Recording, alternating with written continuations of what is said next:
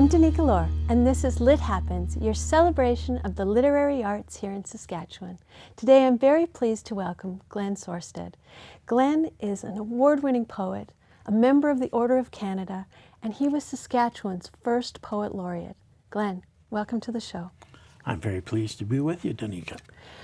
So let's just go back and think about when you started to write. What were some of the inspirations for you when you started writing? I didn't start writing seriously until I was in my early 30s, but I was a writer from the time I was a child, pretty much. And I never thought of myself as a writer until I actually realized that writers were living people, and there were people around me who did write. And then it seemed like a natural progression for me to become a writer and call myself a writer. And poetry. Why poetry? Poetry is something that eludes many people, but those of us who appreciate it can't see a world without it. So why did poetry call to you? I think because my earliest childhood memories are of poetry. You know, I remember my father reading Wee Willie Winkie Runs Through the Town. And so nursery rhymes moved on to poems in school, and I always loved poetry. I never thought I was going to be a poet, but I loved poetry, and it was a natural thing for me to want to write it, I think. And so what have some of the inspirations been for you? What do you write about? What do you enjoy writing about? Well, I think if you looked at my work in total, two things would emerge. And the natural world is certainly very, very much part of what I've always written about, and I probably will continue to write about. And people. Mm-hmm. I'm interested in people. I find people endlessly fascinating, so I'm always writing poems about people that I meet and people that I read or hear about or whatever. I really like that. I remember a recent reading that you were participating in, and just the delight in recognizing the person that you were reading about, and the interesting story that comes along with knowing that those people exist, and when you recognize them and you know them, it's a wonderful connection to make through the poetry.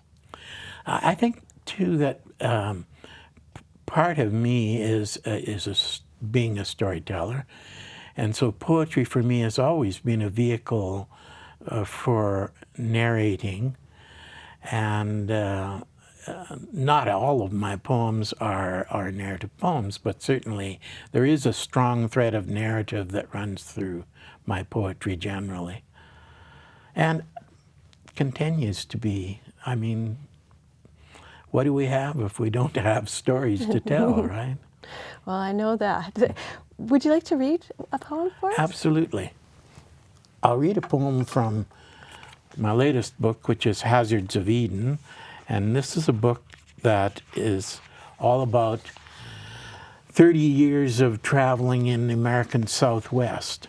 And this is a poem called After the Fall, Remembering Henry D. Henry was one of the very interesting characters that I met in New Mexico. And this is about the end of his life. Intent on crossing the street, no cars in sight, a man steps down from the street curb. This simple act will change his life forever. He has crossed streets here in his New Mexico hometown 1,000 times. An ordinary day, an ordinary act. Why would this day be different? He almost reaches the far curb when one foot missteps. He trips, pitches head first against the concrete curb, plunges into darkness. Years later, he has zero memory of the moment. The urgent ride by chopper to a medical center, hours undergoing extensive brain surgery, induced 2-week coma, hovering neurosurgeons studying him like an unexpected gift. He cannot recall when he became this slow, shuffling old man. Somewhere locked inside lie glimpses of a glib jokester, a raconteur who once shared his now enfeebled body. Does he believe he has always been this faltering speaker who struggles to shape recognizable words into meaning? Now that he has crossed safely that final darkness, we who have streets to cross do so with measured care. Thank you. Very nice.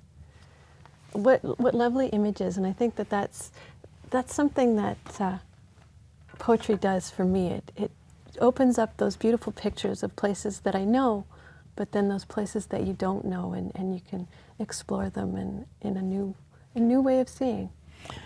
I think that's one of the things that the poet can and does do, is to try to allow you to see something that you may have seen before or you may have heard about, but to see it in a new way, to see it in a way that illuminates it more than what it would normally be for you.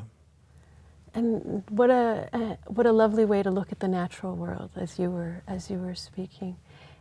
Now we're very lucky here in Saskatchewan because we have such a strong and diverse poetry community. And what does that community mean to you? Well, I think there's an element of comfort and support in knowing that there are other people like you who are sitting down on a regular basis and trying to give some shape and meaning to what is happening around you in the world. So that's important. And of course, they are an important audience too. They are an important audience in assuring you that you are doing something that is meaningful and worthwhile. So it's a support system as well. And you've been involved with the Saskatchewan Writers Guild since the very beginning. That's right. Yes, and that's, I mean, what the Saskatchewan Writers Guild has meant to the province and to the literary community is, it can't be measured. It's just amazing. I don't know, I can't conceive of Saskatchewan without the Writers Guild. It's just been that instrumental in bringing writers together and bringing writers into print by encouraging them. Well, and I can't imagine Saskatchewan without poetry. It would be a poorer place for sure. Well, Glen, thank you so much for being on the show today. It's been a delight. Thank you, Danica. I'm Danica Lorer. This has been Lit Happens. You can see past episodes by going to YouTube and searching Shaw TV Saskatoon. You can contact me on Facebook or Twitter. If you have a writing project you'd like to talk about or a new book, you can contact me at danicalorer@gmail.com.